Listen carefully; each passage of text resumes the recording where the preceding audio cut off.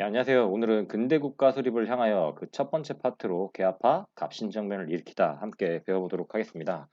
지난 시간 여러분들 뭘 배웠냐면 조선과 일본 사이에 맺어진 근대적 그리고 최초의 우리나라가 외국과 맺은 불평등 조약이 무엇이냐? 1, 876 기억하도록 그랬죠? 자, 강화도 조약이고요. 그럼 자, 99년들이 정부가 별기군 이제 신식군대죠. 신식군대고 별난 기계를 만지는 군인들에 비해서 낮은 대우를 하는 거에서 반발해서 일으킨 사건. 이게 이모년에 일어났다고 해서 이모년에 군인들이 일으킨 난, 99년들이 일으킨 난이라 그래서 이모군란이라고 합니다. 자, 요게 이제 지난 시간에 배웠던 거고요. 자, 이번 시간 단원 미리 보기 한번 해보도록 하겠습니다.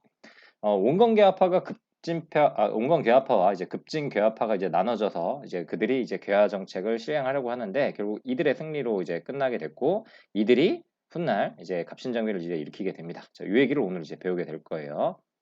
자, 봅시다. 선생님이 이제 그린 거 요거 이제 봐주시면 되는데 자, 갑신년에 일어난 이제 정변이라는 뜻입니다. 자, 정변이라고 하는 건 뭐냐면요. 일종의 쿠데타의 개념입니다. 그러니까 정치적인 이제 변란을 얘기를 하는 건데 자, 요거 그러면은 정변, 쿠데타 요거는 이제 시민으로부터 뭔가 이루어졌다라고 보는 게 아니라 일종의 이제 지도층 중에서도 그보다 더 위의 지도층을 쳐서 그들이 이제 정권을 잡은 것, 그걸 이제 쿠데타 혹은 정변이라고 생각하시면 됩니다. 자, 당시에 이제 배경을 보도록 할게요. 이게 1884년에 일어났는데, 자, 당시의 배경을 보면, 자, 국내적으로는 자, 이모군란 이후에 청의 내정 간섭이 심해졌죠. 이거 기억하시나요? 자, 그 99인들 사이에서 이제 불만이 나왔고 그리고 신식군대와의 차별 대우 때문에 그 군인들이 봉기를 일으켰죠. 그래서 그 경제적 어려움이 커졌던 당시 도시 하층민들도 이제 봉기에 상당히 가담했던 게 이제 이모군란이다라고 얘기를 했어요. 근데 이때 그 부편 민씨 일파 이제 살해하려고 이제 했고 그리고 이제 민자영, 민비죠, 민비. 그래서 이제 뭐 명성황후로도 이제 명성황후라고도 얘기를 하시는 분들도 계신데, 저 어쨌든 이제 민비를 잡아가지고 죽이려고 했지만 결국 청이 이제 군대를 다시 보내버리는 바람에, 그래서 이제 민비가 청나라에 이제 구원을 요청하는 바람에 청나라의 내정 간섭은 더 심해졌죠. 그래서 뭐 흥선대원군도 납치해가 버리고 민씨 세력이 다시 정권을 잡게 됐다라고 저희가 지난 시간에 배웠습니다. 기억나시죠? 자, 그래서 자 이제 이 사건 이후에 온건계화파와 급진계화파가 이 사건을 좀 해결하는 데 있어서 조금 이제 온도차가 좀 발생을 하게 됩니다.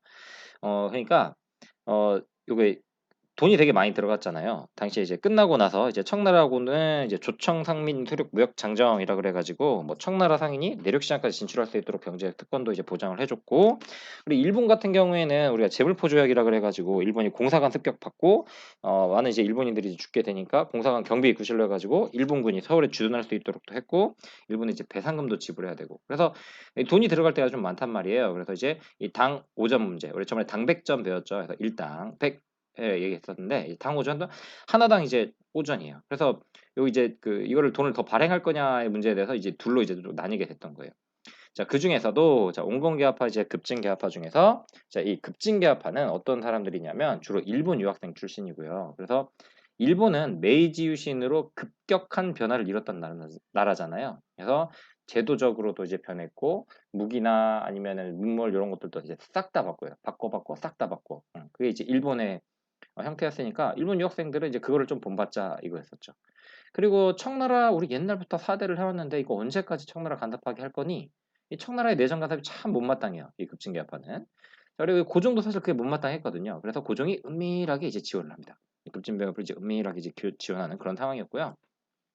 자, 이게 당시에 이제 국내 상황이라고 보신다면, 당시 이제 국제 상황은 어땠냐면, 이제 청푸 전쟁으로 이제 청군의 일부가 철수했다라고 이렇게 나왔는데, 자, 이게 뭐냐면, 당시 청나라가 이제 프랑스와 전쟁을 위해 가지고 조선에 주둔하고 있던 이 청군들의 일부를 철수합니다.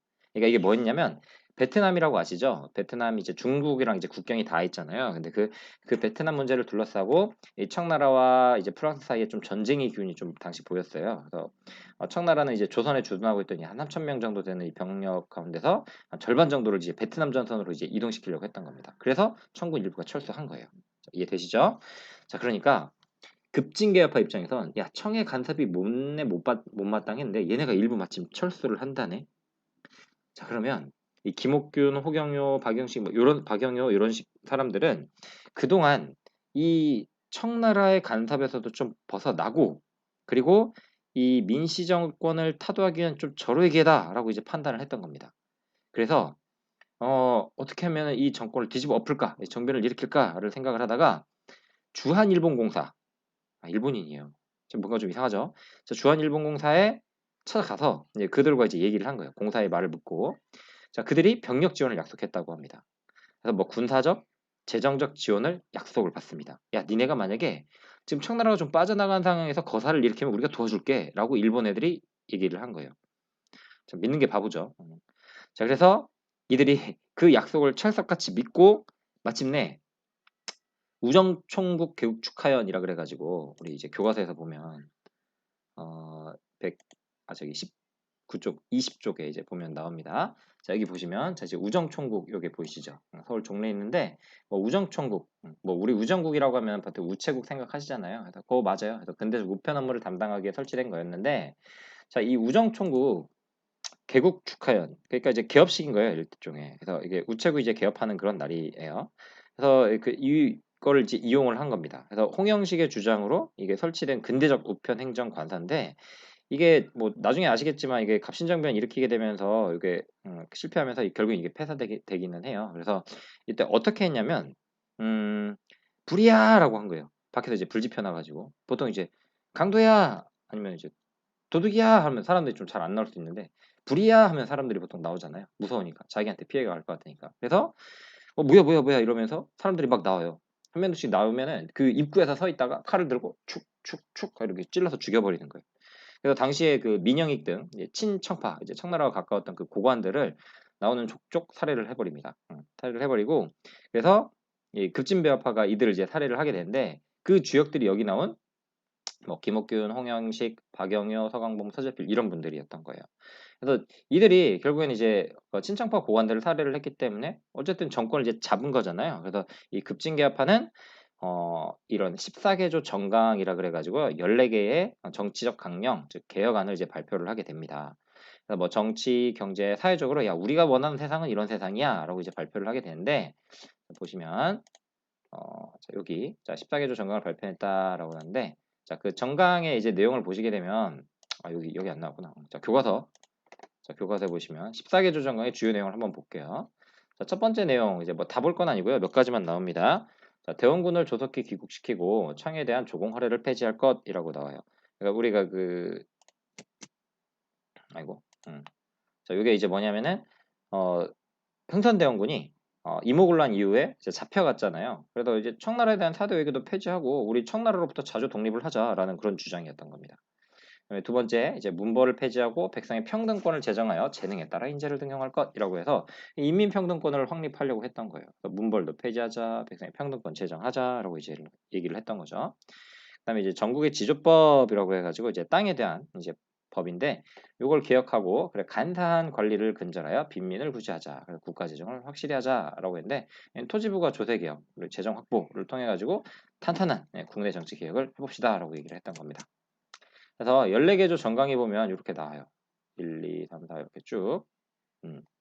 여기 보시면 쭉 그냥 이제 내려드릴게요. 자, 여기 보면 참 이제 근대적이에요. 뭔 얘기냐면 그동안 이제 전 근대, 그러니까 이제 왕 중심으로 이루어지고 차별이 있고 백성의 평등권이 항상 이제 침해됐던 그런 시기를 떠나가지고 새로운 사회를 만들고자 하는 그들의 염원이 여기에 이제 달려 있습니다. 근데 참 취지도 좋고요. 여기 뭐 전제군주를 제한한 뭐 의정부 위주의 권력 구조 등 아무튼 근대 국가의 모습을 굉장히 많이 구현하려고는 했습니다만 거기까지예요. 이게 며칠 만에 끝나냐면 결과 3일 만에 끝이 납니다. 3일 만에 끝이 나는데 이유는 그래요. 이제 청나라가 다시 진압을 해버려요. 그러니까 이제 청푸 전쟁으로 일부가 가기는 했지만 다시 청군이 이제 개입을 하면서 이 정변은 사실 3일 만에 실패를 하게 되고요. 그리고 뭐 이걸 주도를 했던 이제 김옥균 등은 이제 일본으로 망명하기도 합니다. 그래서 참 이게 왜 실패했냐라고 물어보면요. 너무 뻔하지 않아요? 준비가 부족했어요.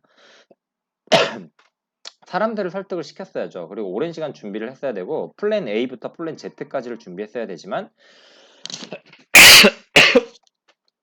플랜 A 일본만 믿었던 거죠. 일본이 병력 지원 약속하니까 그것만 철석까지 믿었던 거예요. 근데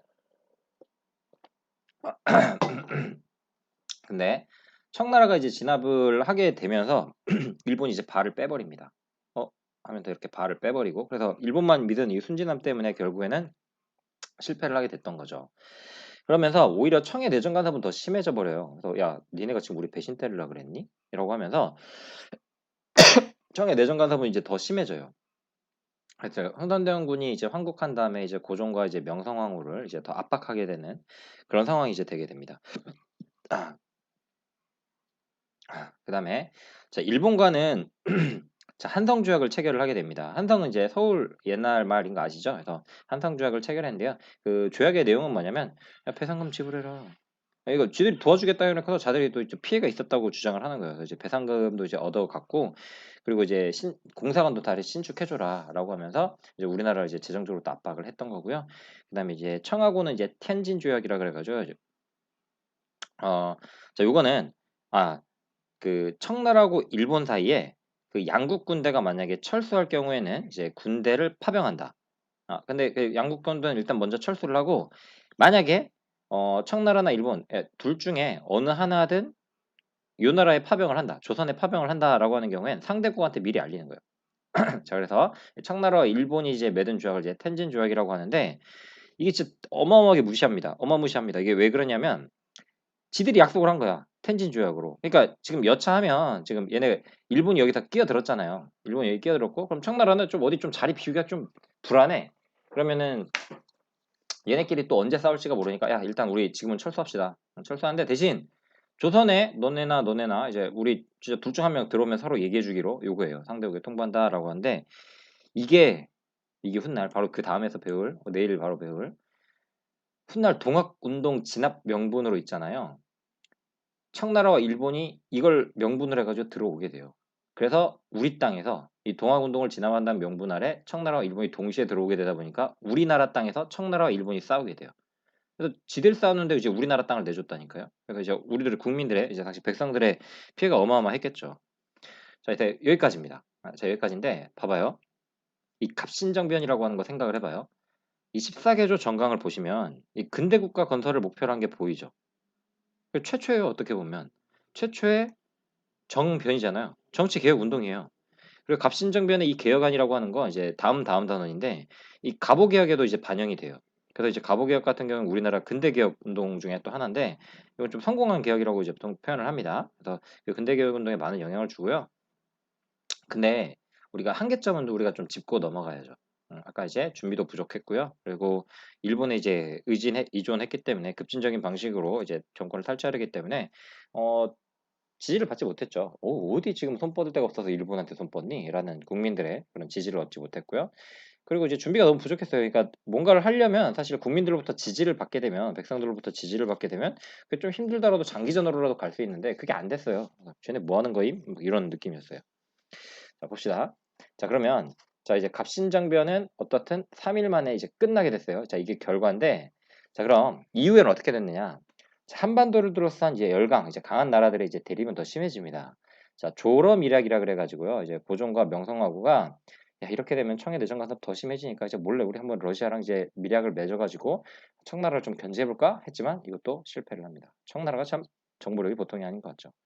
그다음에 이제 영국의 이제 거문도 사건이라고 해가지고요. 이거 되게 웃긴 건데 그 러시아가 또 자꾸 남하를 하잖아요. 러시아가 이제 남하, 이제 남쪽으로 자꾸 내려오려고 하니까 그러면 이제 우리나라 땅에서 우리나라 땅이 참 이제 여러 나라가 되게 탐내는 땅이잖아요. 러시아도 이제 부동항이니까 이제 얼지 않는 항구가 있으니까 우리나라도 탐낼 것 같고 그러면은 야, 러시아 애들이 좀 남쪽으로 세려가지고 세력을 넓히게 되면 야, 우린 별로 기분이 안 좋아. 영국 애들이 기분이 안 좋아 이러면서 이제 거문도 사건이 뭐냐면 그 저쪽 이제 아래쪽 지방에 가보면 이제 거문도라고 이제 섬이 하나 있어요. 섬이 하나 있는데 거기를 영국이 와서 몰래 불법 점령을 해버린 거예요. 근데 이걸 참 우리나라 정보력이 그때 당시 되게 약했던 게 이게 청나라 사신이 알려준 거예요. 야, 너네 나라에 거문도에 영국군 들어왔다던데. 라고 그래. 뭔 소리야? 그럼 우리도 못 들어봤는데? 라고 해서 그럼 알아봐 했더니 알아봤더니 진짜 거문도에 영국군이 이제 들어와 있는 거예요. 그래서 뭐 물론 다시 나가기는 했지만 근데 참 우리나라가 그 열강들이 참 호시탐탐 노린다라는 게 여기서 되게 잘 나타나죠. 그다음에 또 정부가 이제 미국, 프랑스, 일본에 이제 차관 이제 돈 빌리려고 시도를 했는데 이게 왜 그랬냐면 나중에 유경공원이라고 육성합니다. 영어 잘하는 사람을. 그래서 뭐 오늘날로 치면 이제 우리 같은 이제 국제중학교나 아니면 뭐 외국어 고등학교 뭐 이런 개념인데 자 해서 이제 국제화에 대비하고 근대화에 대비하고자 학교를 좀 만들려고 해요. 연무공원이라고 해서 무예를 이제 익히는 그런 학교들을 만들려고 이제 근대화 기구를 만들려고 하다 보니까 돈이 부족하잖아요. 그래서 이제 차관을 시도를 했던 거예요. 근데 이거 역시 청해 방해로 실패를 하게 되고요. 결국에는 재정 부족의 문제 때문에 이제 누구를 더 쥐어짜야 돼. 세금을 더 쥐어짜게 되는 거죠. 그러면 누가 내? 농민층. 그럼 이제 농민층들의 불만이 생겨나게 되고 그들이 야 지금 우리가 봉이냐라고 하면서 뒤집어 엎자라고 해서 등장을 하는 게 이제 다음 단원에서 배울 동학 농민 운동이 되겠습니다. 자 이해되시나요? 그래서 자, 교과서랑 이거 가지고 되게 좀 후다닥 이제 봤는데요. 자 여기까지 저희가 오늘 한 겁니다. 자, 21조까지 저희가 이제 한 건데 이제 내용들 여러분들이 그 교과서로도 한번 꼭 읽어보시기 바라고요.